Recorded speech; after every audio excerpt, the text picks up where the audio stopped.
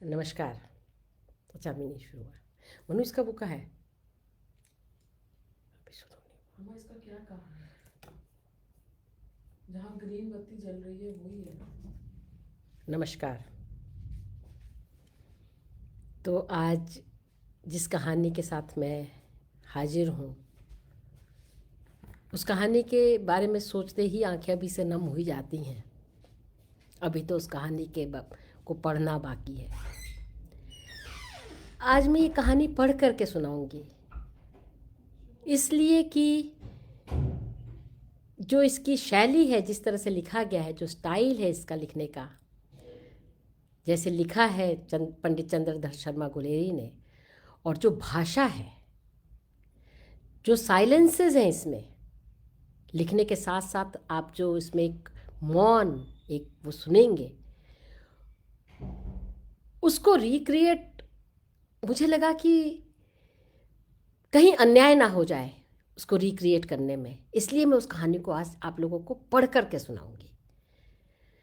और उस कहानी को पढ़ने से पहले, पूजा नमस्कार, उस कहानी को पढ़ने से पहले मैं आप लोगों को ये कुछ कहानी के बारे में कुछ बताऊंगी और पंडित चंद्रधर शर्मा गुलेरी के बारे में कुछ बताऊंगी, ताकि आप लोग इस कहानी को भरपूर एंजॉय कर सकें। क्योंकि ये कहानी लिखी गई थी 1915 में, छपी थी ये कहानी, और इसका प्रकाशन हुआ था सरस्वती में। जब आप कहानी पढ़ेंगे, सुनेंगे कहानी और पढ़ते भी हैं, तो इसमें अनेक पंजाबी शब्दों का प्रयोग किया है गुलेरी जी ने। और ये मतलब पंडित महावीर प्रसाद द्विवेदी के बारे में कहा जाता था कि वो हिंदी का मानकीकरण कर रहे थे, चूँकि उस समय तो वो बाकायदा भाषा सुधार देते थे। मैथिली शरण गुप्त के अनेक कविताओं की भाषा उन्होंने सुधार दिया, और कई बार वो बोलते थे कि नहीं, ऐसे नहीं, ऐसे लिखो। लेकिन इस कहानी में लगातार हम पंजाबी के कई शब्द, चूँकि ये पंजाब के मतलब सैनिकों की एक कथा है, किसानों और सैनिकों, वही किसान जो सेना में भी चले जाते हैं, उन किसानों और सैनिकों की चूँकि कथा है यह, और अमृतसर इसका लोकेल है, तो वहाँ की भाषा कितनी जीवंत है, कैसी है।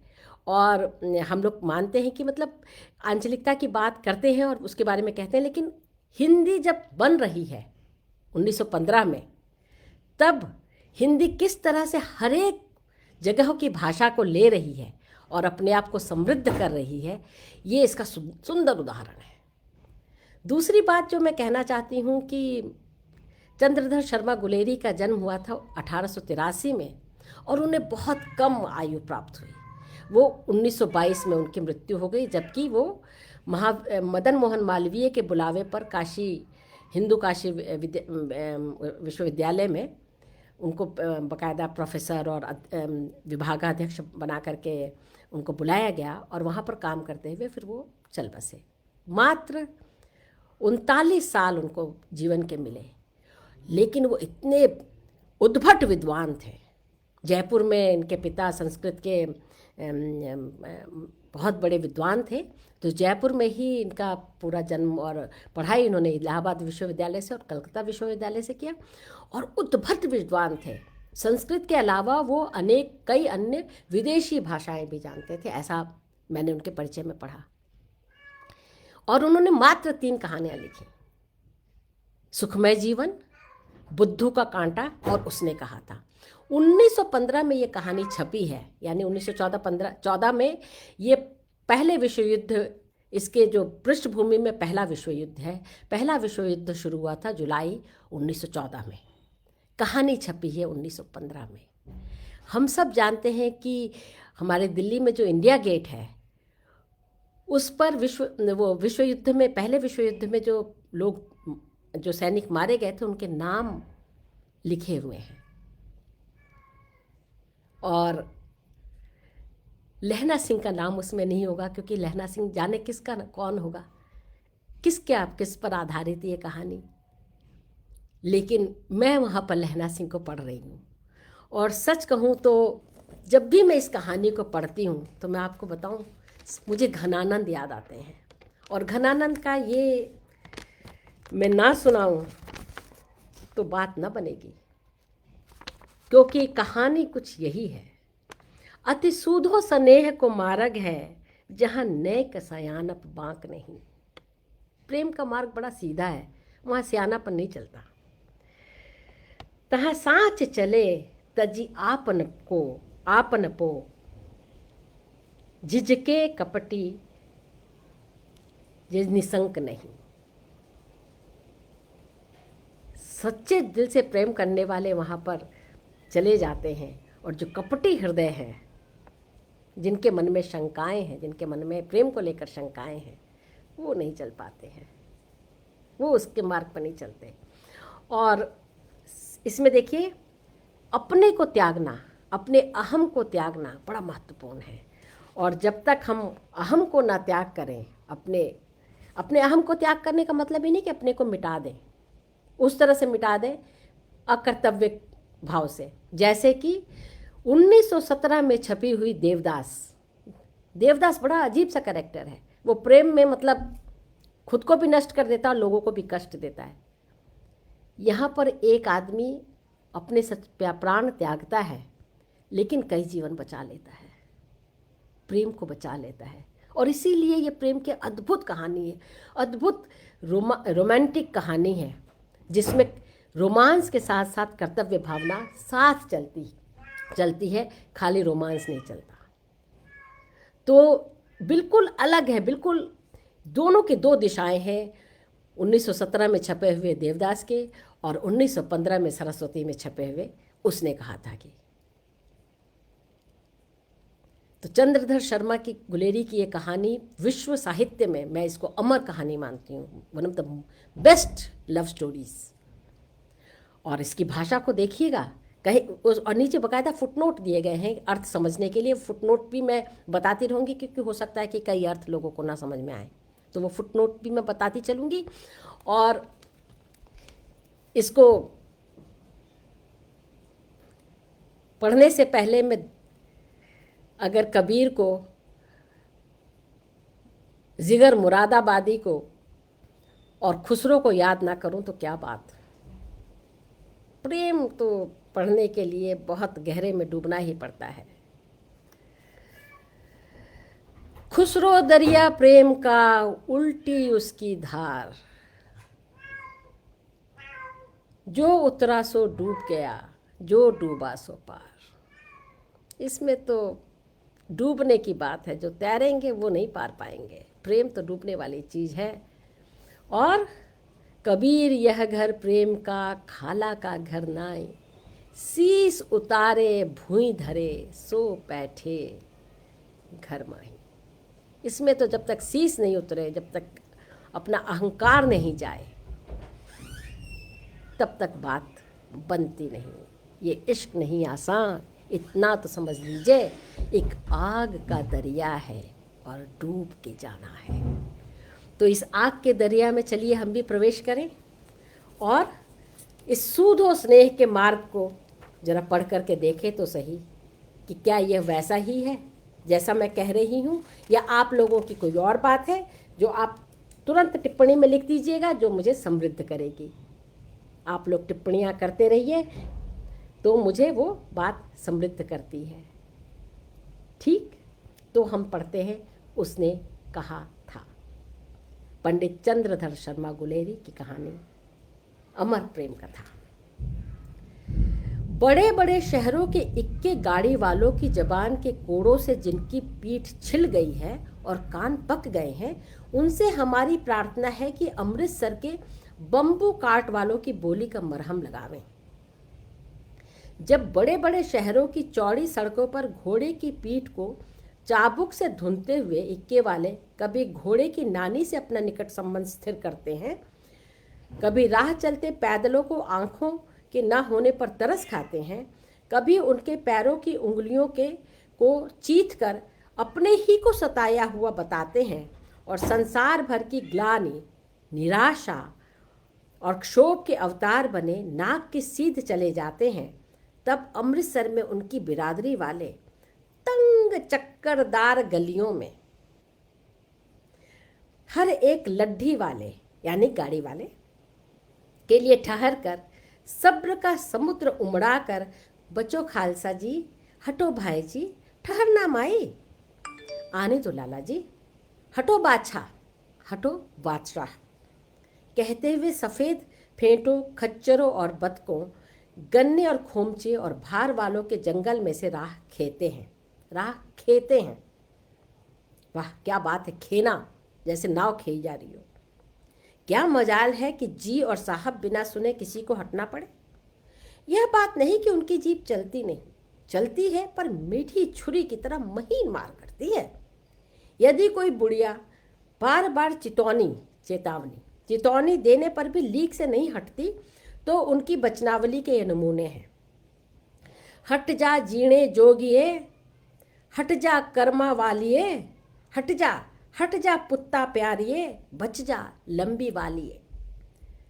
समष्टि में इसका अर्थ है कि तू जीने योग्य है, तू भाग्यों वाली है, पुत्रों को प्यारी है, लंबी उम्र तेरे सामने है, तू क्यों मेरे पहियों के नीचे आना चाहती है, बच जा माई, बच जा।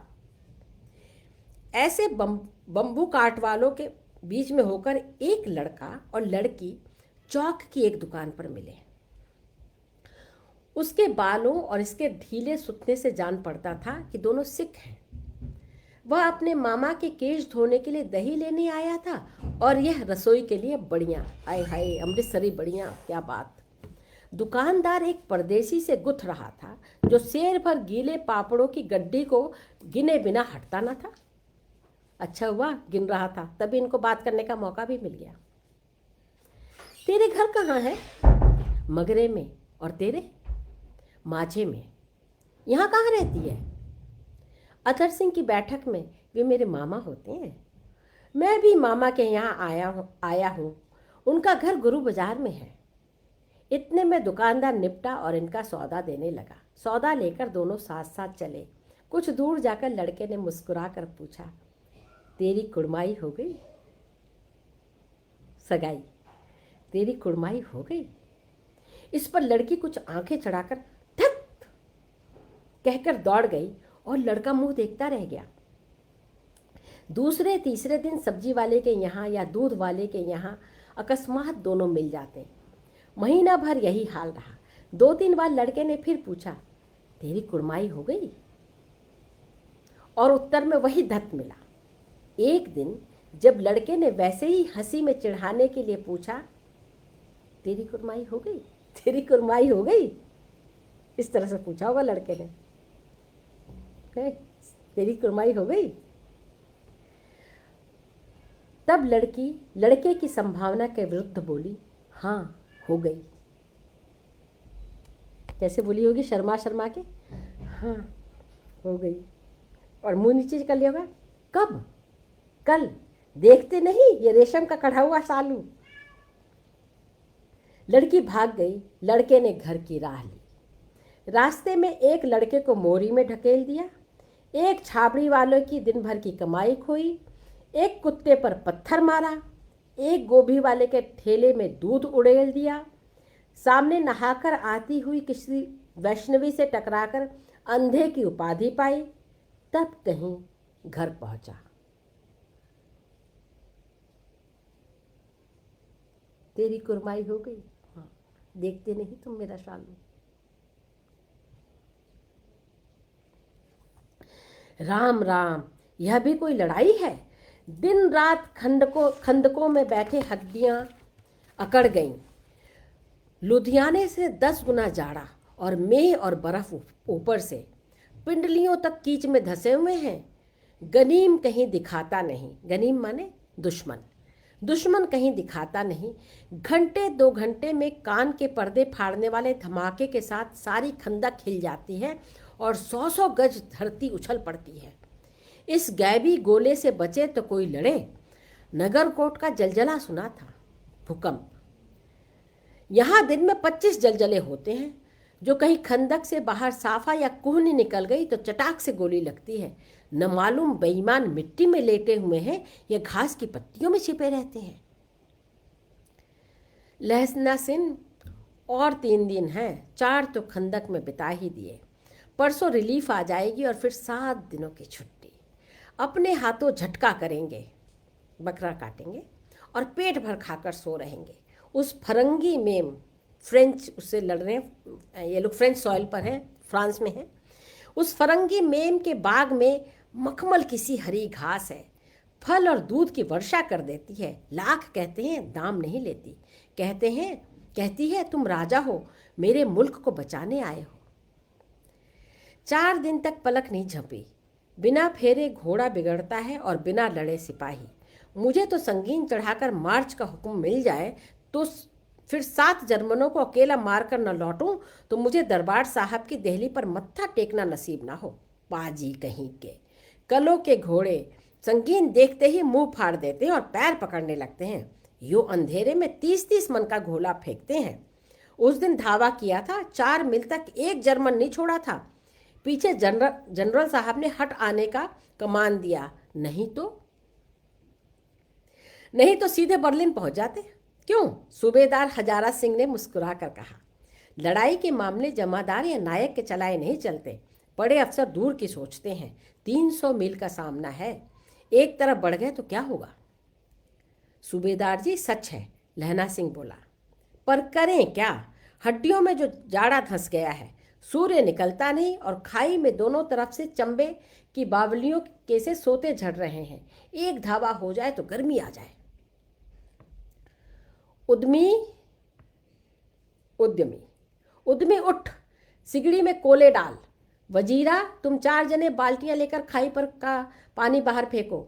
महासिंह, शाम हो गई है, खाका का दरवाजे का पहरा बदला दे। यह कहते हुए सूबेदार सारी खंदक में चक्कर लगाने लगे। वजीरा सिंह पलटन का विदूषक था। बाल्टी में गंदला पानी भरकर खाई के बाहर फेंकता हुआ बोला, मैं पाधा बन गया हूँ पुरोहित, मैं पाधा बन गया हूँ। करो जर्मनों के बादशाह का तड़पन। इस पर सब खिलखिला पड़े और उदासी के बादल फट गए। लहना सिंह ने दूसरी बाल्टी भरकर उसके हाथ में देकर कहा, अपनी बाड़ी के खरबूजे में पानी दो। ऐसा खाद का पानी पंजाब भर में नहीं मिलेगा। हाँ, देश क्या है, स्वर्ग है। मैं तो लड़ाई के बाद सरकार से 10 खूमा जमीन यहाँ मांग लूंगा और फलों के बूटे लगाऊंगा। लाड़ी होड़ा को भी यहीं बुला लेना, यानी अपने परिवार को, अपने पत्नी और लोगों को। लाड़ी होड़ा को भी यहीं बुला लोगे या वही दूध पिलाने वाली फरंगी मेम? चुप कर, यहाँ वालों को शर्म नहीं। देश देश की चाल है। आज तक मैं उसे समझा नहीं सका कि सिख तंबाकू नहीं पीते। वह सिगरेट देने में हट करती है, होठों में लगाना चाहती है और मैं पीछे हटता हूँ तो समझती है राजा बुरा मान गया, अब मेरे मुल्क के लिए लड़ेगा नहीं। अच्छा, अब बोधा सिंह कैसा है? अच्छा है, वैसे मैं जानता ही ना हूँ। रात भर तुम अपने दोनों कंबल उसे उड़ाते हो और आप सिगड़ी के सहारे गुजर करते हो। सिगड़ी माने अंगीठी। उसके पहरे पर आप पहरा दे आते हो, अपने सूखे लकड़ी के तख्तों पर उसे सुलाते हो। आप कीचड़ में पड़े रहते हो, कहीं तुम न मांदे पड़ जाना। जाड़ा क्या है, मौत है, और निमोनिया से मरने वालों को मुरब्बे नहीं मिला करते। मेरा डर मत करो, मैं तो बुलेल की खड्ड के किनारे मरूंगा। भाई कीरत सिंह की गोदी पर मेरा सिर होगा और हाथ के लगाए हुए आंगन के पेड़ की छाया होगी। किस पेड़ की छाया? आम के पेड़ की छाया, जो हमारे लहना सिंह ने उसी साल लगाया था जिस साल उसका बेटा पैदा हुआ। और लहना सिंह कौन है? वही तेरी कुड़माई हो गई वाला। वजीरा सिंह ने त्योरी चढ़ाकर कहा, क्या मरने मराने की बात लगाई है? मरे जर्मनी और तुर्क। हाँ भाइयों, कुछ गाओ। हाँ, कैसे? अब जरा सा इस गाने को सुनिए और प्लीज़ ये मत बताइएगा कि ये मतलब एंटी वो है, इसमें बड़ा मतलब और स्त्रियों के लिए ऐसा कहा गया। Please please. दिल्ली शहर ते पिशोर नू जांदिए। पिशोर माने पेशावर।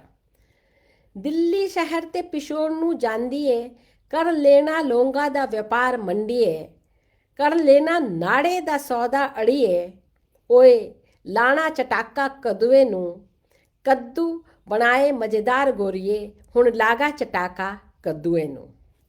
अब इसका अर्थ है, ए दिल्ली शहर से पेशावर को जाने वाली, मंडी में लोगों का व्यापार कर लेना। अरे नाड़े का सौदा भी कर लेना। ओए अब हमें कद्दू चखना है। ए गोरे वर्ण वाली गोरिये, कद्दू स्वादिष्ट पका है, अब हमें कद्दू चखना है। कौन जानता था कि दाढ़ियों वाले घरबारी सिख ऐसा लुच्चे का गीत गाएंगे। पर सारी खंदक गीत में गूंज उठी और सिपाही फिर ताजा हो गए, मानो 4 दिन से सोते और मौज ही करते रहे हों।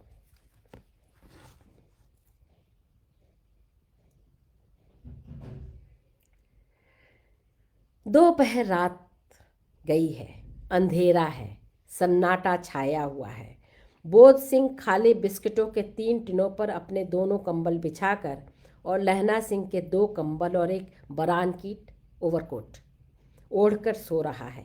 लहना सिंह पहरे पर खड़ा हुआ है, एक आंख खाई के मुंह पर है और एक बोधा सिंह के दुबले शरीर पर। बोधा सिंह का कराहा। क्यों बोधा भाई, क्या है? पानी पिला दो। पानी। लहना सिंह ने कटोरा उसके मुंह से लगाकर पूछा, कहो कैसे हो? पानी पीकर बोधा बोला, कंपनी छुट रही है, रोम रोम में तार दौड़ रहे हैं, दांत बज रहे हैं। अच्छा मेरी जर्सी पहन लो। और तुम? मेरे पास सिगड़ी है और मुझे गर्मी लगती है, पसीना आ रहा है। ना मैं नहीं पहनता, 4 दिन से तुम मेरे लिए। हाँ याद आई, मेरे पास दूसरी गर्म जर्सी है, आज सवेरे ही आई है। विलायत में मे बुन कर भेज रही हैं, गुरु उनका भला करें। यूँ कहकर लहना अपना कोट उतारकर जर्सी उतारने लगा। सच कहते हो? और नहीं झूठ? यूँ कहकर ना ही करते बोधा को उसने जबरदस्ती जर्सी पहना दी और आप खाकी कोट और जीन का कुर्ता भर पहनकर पहरे पर आ खड़ा हुआ। मेम की जर्सी की कथा केवल कथा थी। आधा घंटा बीता, इतने में खाई के मुंह से आवाज आई, सूबेदार हजारा सिंह। कौन? लपटन साहब। हुजूर हुकुम, कहकर सूबेदार तनकर फौजी सलाम करके सामने खड़ा हुआ। देखो इसी दम धावा करना होगा। मील भर की दूरी पर पूरब के कोने में एक जर्मन खाई है, उसमें 50 से ज़्यादा जर्मन नहीं है। इन पेड़ों के नीचे नीचे 2 खेत काट कर रास्ता है, 3-4 घुमाव है, जहाँ मोड़ है वहाँ 15 जवान खड़े करके आया हूँ। तुम यहाँ 10 आदमी छोड़कर सबको साथ ले उनसे जा मिलो। खंदक छीनकर वहीं जब तक दूसरा हुक्म ना रहे मिले डटे रहो, हम यहाँ रहेगा। जो हुक्म। चुपचाप सब तैयार हो गए। बोधा भी कंबल उतारकर चलने लगा, तब लहना सिंह ने उसे रोका। लहना सिंह आगे हुआ तो बोधा के बाप सूबेदार ने उंगली से बोधा को की ओर इशारा किया। लहना सिंह समझकर चुप हो गया। पीछे 10 आदमी कौन रहे इस पर बड़ी हुज्जत हुई। कोई रहना है ना चाहता था। समझा बुझाकर सूबेदार ने मार्च किया। लपटन साहब लहना की सिगड़ी के पास मुंह फेरकर खड़े हो गए और जेब से सिगरेट निकालकर सुलगाने लगे। 10 मिनट बाद उन्होंने लहना की ओर हाथ बढ़ाकर कहा, लो तुम भी पियो। आंख मारते मारते लहना सिंह सब समझ गया। मुंह का भाव छिपाकर बोला, लाओ साहब। हाथ आगे करते ही सिगड़ी के उजाले में साहब का मुंह देखा, बाल देखे, तब उसका माथा ठनका। लपटन साहब के पट्टियों वाले बाल एक दिन में कहाँ उड़ गए और उनकी जगह कैदियों के कैसे कटे हुए बाल कहाँ से आ गए? शायद साहब शराब पिए हुए हैं और उन्हें बाल कटवाने का मौका मिल गया है। लहना सिंह ने जांचना चाहा। लपटन साहब 5 वर्ष से उसकी रेजिमेंट में थे। क्यों साहब, हम लोग हिंदुस्तान कब जाएंगे? लड़ाई खत्म होने पर। क्यों, क्या यह देश पसंद नहीं? नहीं साहब, शिकार के वे मजे यहाँ कहाँ। याद है पारसाल नकली लड़ाई के पीछे हम आप जगाधरी के जिले में शिकार करने गए थे। हाँ हाँ वहीं, जब आप खोते पर सवार थे, गधे पर सवार थे। जब आप खोते पर सवार थे और आपका खानसामा अब्दुल्ला रास्ते में एक मंदिर में जल चढ़ाने के लिए रह गया था। बेशक पाजी कहीं का। सामने से वह नीलगाय निकली कि ऐसी बड़ी मैंने कभी देखी न थी, और आपकी एक गोली कंधे में लगी और पुट्ठे में निकली। ऐसे अफसर के साथ शिकार खेलने में मजा है। क्यों साहब, शिमले से तैयार होकर उस नीलगाय का सिर आ गया ना? आपने कहा था रेजिमेंट की मेज में लगाएंगे। हाँ, पर मैंने वह विलायत भेज दिया। ऐसे बड़े बड़े सिंह 2-2 फुट के तो होंगे। हाँ लहना सिंह 2 फुट 4 इंच के थे, तुमने सिगरेट नहीं पिया? पीता हूँ साहब, दिया सलाई ले आता हूँ, कहकर लहना सिंह खंदक में घुसा। अब उसे संदेह नहीं रहा था और उसने झटपट निश्चय कर लिया कि उसे क्या करना चाहिए। अंधेरे में किसी सोने वाले से वह टकराया। कौन? वजीरा सिंह? हाँ, क्यों लहना, क्या कयामत आ गई? जरा तो आंख लगने दी होती। होश में आओ, कयामत आई है और लप्टन साहब की वर्दी पहनकर आई है। क्या? लप्टन साहब या तो मारे गए हैं या कैद हो गए हैं। उनकी वर्दी पहनकर यह कोई जर्मन आया है। सूबेदार ने इसका मुंह नहीं देखा, मैंने देखा है और बातें की हैं। सोहरा, ससुरा। सोहरा साफ उर्दू बोलता और पर किताबी उर्दू, और मुझे पीने को सिगरेट देता है। और अब मारे गए। धोखा है। सूबेदार कीचड़ में चक्कर काटते फिरेंगे और यहाँ खाई पर धावा होगा, उधर उन पर खुले में धावा होगा। उठो, एक काम करो, पलटन में पैरों के निशान देखते देखते दौड़ जाओ। अभी बहुत दूर न गए होंगे। सूबेदार से कहो कि एकदम लौट आए। खंदक की बात झूठ है। चले जाओ, खंदक के पीछे से ही निकल जाओ, पत्ता तक न खुड़के। देर मत करो। हुक्म तो यह नहीं है। ऐसी की तैसी हुक्म की। मेरा हुक्म, जमादार लहना सिंह जो इस वक्त यहाँ सबसे बड़ा अफसर है, उसका हुक्म है। मैं लप्टन साहब की खबर लेता हूँ। पर यहाँ तो तुम 8 ही हो। 8 नहीं, 10 लाख। एक एक कालिया सिख 1.25 लाख के बराबर होता है। चले जाओ। लौटकर खाई के मुहाने पर लहना सिंह दीवार से चिपक गया। उसने देखा लप्टन साहब ने जेब से बेल के बराबर 3 गोले निकाले। तीनों को जगह जगह खंदक की दीवारों में घुसेड़ दिया और तीनों में एक तार सा बांध दिया। तार के आगे सूत की एक गुत्थी थी जिसे सिगड़ी के पास रखा। बाहर की तरफ जाकर एक दिया सलाई जलाकर गुत्थी पर रखने, बिजली की तरह दोनों हाथों से उल्टी बंदूक को उठाकर लहना सिंह ने साहब की कुहनी पर तान कर मारा। धमाके के साथ साहब के हाथ से दिया सलाई गिर पड़ी। लहना सिंह ने कुंदा साहब की गर्दन पर मारा और साहब मीन गॉड, हाय मेरे राम, कहते हुए चित्त हो गए। My God. लहना सिंह ने 3 गोले बीनकर खंदक के बाहर फेंके और साहब को घसीटकर सिगड़ी के पास लिटाया। जेबों की तलाशी ली। 3-4 लिफाफे और एक डायरी निकालकर उन्हें अपनी जेब के हवाले किया। साहब की मूर्छा हटी। लहना सिंह हंसकर बोला, क्यों लप्टन साहब, मिजाज कैसा है? आज मैंने बहुत सारी बातें सीखी। यह सीखा कि सिख सिगरेट पीते हैं। यह सीखा कि जगाधरी के जिले में नीलगाय होती है और उनके 2 फुट 4 इंच के सींग होते हैं। यह सीखा कि मुसलमान खानसामा मूर्तियों पर जल चढ़ाते हैं और लप्टन साहब खोते पर चढ़ते हैं। पर यह तो कहो, ऐसी साफ उर्दू कहाँ से सीखाए? हमारे लप्टन साहब तो बिना डैम के 5 लफ्ज भी नहीं बोला करते थे। लहना ने पतलून की जेबों की तलाशी नहीं ली थी। साहब ने मानो जाड़े से बचाने के लिए दोनों हाथ जेब में डाले। लहना सिंह कहता गया, चालाक तो बड़े हो, पर माझे का लहना इतने बरस लप्टन साहब के साथ रहा है, उसे चकमा देने के लिए 4 आंखें चाहिए। 3 महीने हुए, एक तुर्की मौलवी मेरे गांव आया था। औरतों को बच्चे होने की ताबीज़ बांटता था और बच्चों को दवाई देता था। चौधरी के बड़ के नीचे मंजा बिछाकर हुक्का पीता रहता था और कहता था, जर्मनी वाले बड़े पंडित हैं, वेद पढ़ पढ़ कर उनमें से विमान चलाने की विद्या जान गए हैं। गौ को नहीं मारते, हिंदुस्तान में आ जाएंगे तो गौ हत्या बंद कर देंगे। मंडी के बनियों को बहकाता था कि डाक खाने से रुपए निकाल लो, सरकार का राज्य जाने वाला है। डाक बाबू पोलू राम भी डर गया था। मैंने मुल्ला जी की दाढ़ी मूड़ दी थी और गांव से बाहर निकाल कर कहा था, अब जो मेरे गांव पे पैर रखा। साहब की जेब में से पिस्तौल चला और लहना की जांग में गोली लगी। ठां। इधर लहना की हेनरी मार्टिनी के 2 फायरों से साहब की कपाल क्रिया हो गई। धड़ाका सुनकर सब दौड़े आए। बोधा चिल्लाया, क्या है? लहना सिंह ने उसे यह कहकर सुला दिया कि एक हड़का हुआ कुत्ता आया था, मार दिया, और औरों से सब हाल कह दिया। बंदूकें लेके सब तैयार हो गए। लहना ने साफा फाड़ के घाव के दोनों तरफ पट्टियां कसकर बांधी। घाव मांस में ही था। पट्टियों के कसने से लहू निकलना बंद हो गया। इतने में 70 जर्मन चिल्लाकर खाई में घुस पड़े।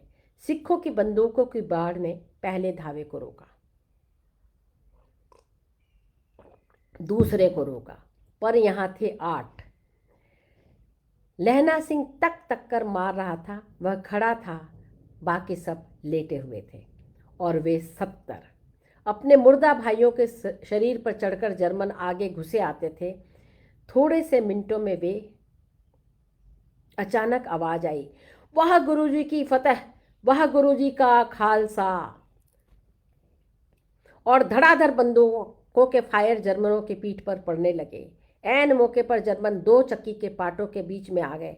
पीछे से सूबेदार हजारा सिंह के जवान आग बरसाते थे और सामने लहना सिंह के साथियों के संगीन चल रहे थे। पास आने पर पीछे वालों ने भी संगीन पिरोना शुरू कर दिया। पिरोना माने संगीन भोंकना।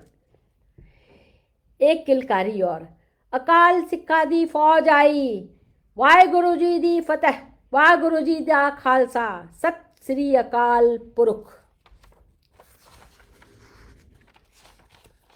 और लड़ाई खत्म हो गई। 63 जर्मन या तो खेत रहे या कराह रहे थे। सिखों में 15 के प्राण गए। सूबेदार के दाहिने कंधे में से गोली आर पार निकल गई। लहना सिंह की पसली में भी एक गोली लगी।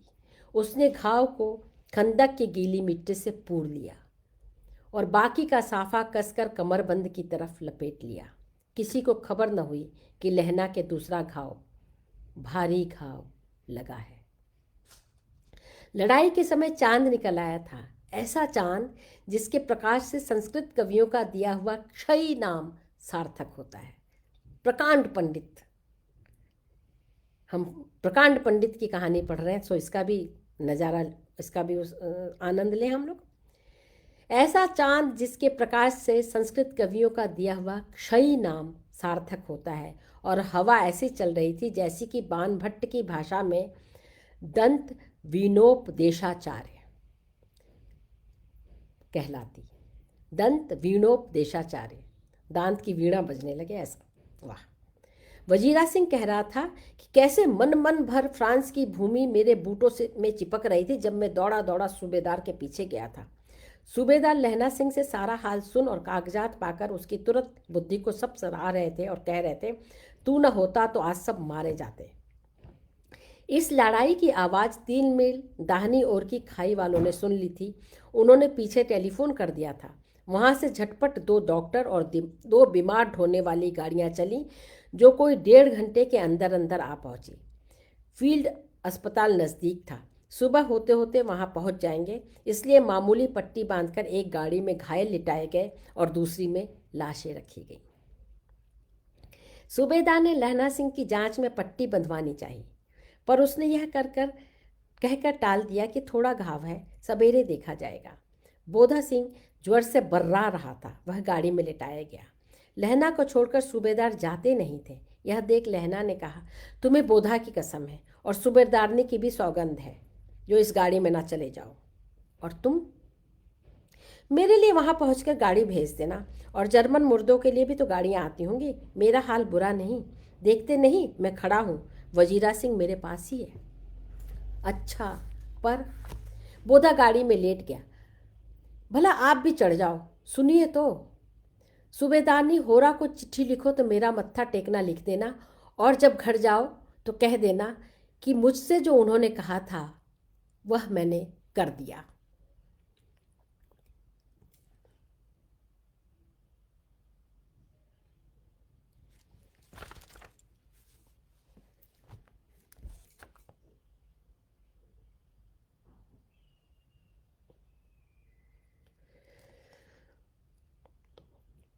गाड़ियां चल पड़ी थी। सूबेदार ने चढ़ते चढ़ते लहना का हाथ पकड़कर कहा, तूने मेरे और बोधा के प्राण बचाए हैं, लिखना कैसा? साथ ही घर चलेंगे। अपनी सूबेदारनी जी से तू ही कह देना उसने क्या कहा था। अब आप गाड़ी पर चढ़ जाओ, मैंने जो कहा वह लिख देना और कह भी देना। गाड़ी के जाते ही लहना लेट गया। वजीरा, पानी पिला दे और मेरा कमरबंद खोल दे, तर हो रहा है।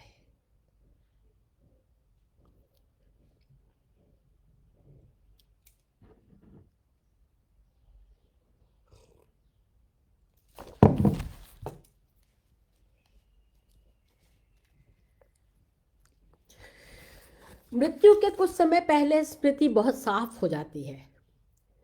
जन्म भर की घटनाएं एक एक करके सामने आती हैं। सारे दृश्यों के रंग साफ होते हैं। समय की धुंध बिल्कुल उन पर से हट जाती है। लहना सिंह 12 वर्ष का है।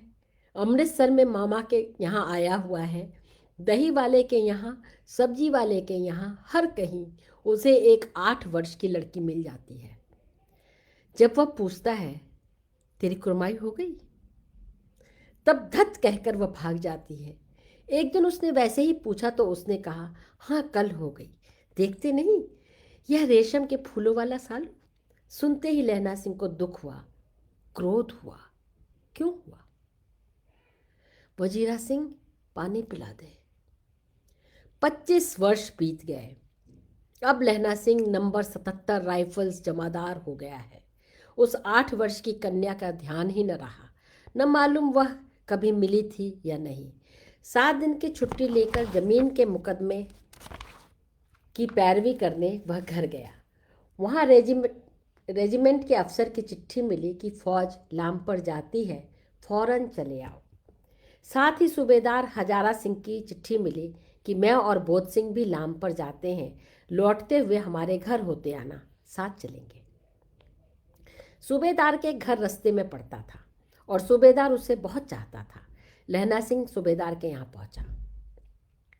जब चलने लगे तब सूबेदार बेड़े में से निकल आया। बोला, लहना, सूबेदारनी तुझको जानती है, बुलाती है, जा मिला। लहना सिंह भीतर पहुंचा। सूबेदारनी मुझे जानती है? कब से? रेजिमेंट के क्वार्टरों में तो कभी सूबेदार के घर के लोग रहे नहीं। दरवाजे पर जाकर मत्था टेकना कहा। असीस सुनी। लहना सिंह चुप। मुझे पहचाना नहीं? तेरी कुर्माई हो गई? धत, कल हो गई। देखते नहीं रेशमी बूटों वाला सालू अमृतसर में।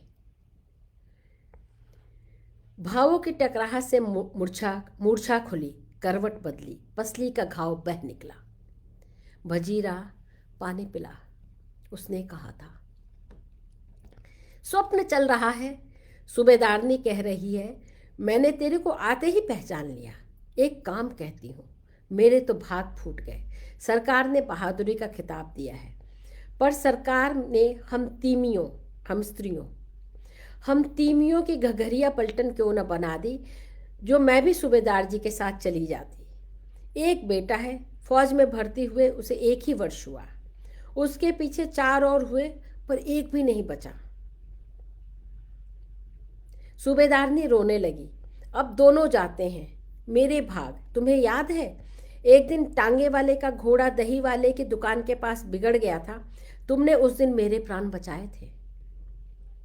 आप घोड़े की लातों में चले गए थे और मुझे उठाकर दुकान के तख्ते पर खड़ा कर दिया था। ऐसे ही इन दोनों को बचाना, यह मेरी भिक्षा है। तुम्हारे आगे मैं आंचल पसारती हूँ। रोती रोती सूबेदारनी ओबरी में चली गई। घर के अंदर की कोठरी ओबरी में चली गई। लहना भी आंसू पोंछता हुआ बाहर आया। वजीरा सिंह, वजीरे, पानी पिला, उसने कहा था। लहना सिंह का सिर अपनी गोदी पर रखे वजीरा सिंह बैठा है। जब मांगता है तब पानी पिला देता है। आध घंटे तक लहना चुप रहा, फिर बोला, कौन? कीरत सिंह? वजीरा ने कुछ समझकर कहा, हाँ। भैया मुझे और ऊंचा कर ले, अपने पट्ट पर मेरा सिर रख ले। जांग पर अपने पट्ट पर मेरा सिर रख ले। वजीरा ने वैसा ही कहा किया। हाँ अब ठीक है, पानी पिला दे बस। अब के हाड़ आषाढ़, अब के हाड़ में यह आम खूब फलेगा। चाचा भतीजा दोनों यहीं बैठकर आम खाना। जितना बड़ा तेरा भतीजा है ना, उतना ही यह आम है। जिस महीने उसका जन्म हुआ था उसी महीने मैंने इसे लगाया था। वजीरा सिंह के आंसू टप टप टपक रहे थे। कुछ दिन पीछे लोगों ने अखबारों में पढ़ा, फ्रांस और बेल्जियम 68वीं सूची, मैदान में घावों से मरा नंबर 77 सिख राइफल्स जमादार लहना सिंह।